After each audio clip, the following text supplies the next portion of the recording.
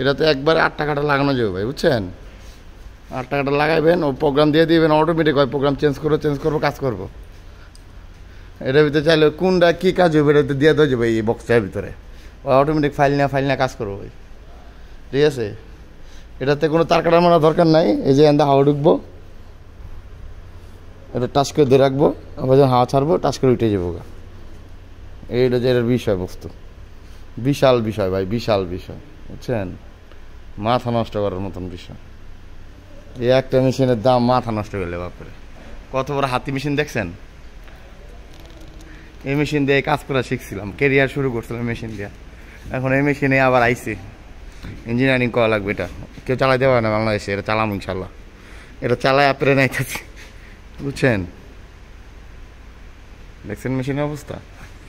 ATC CNC.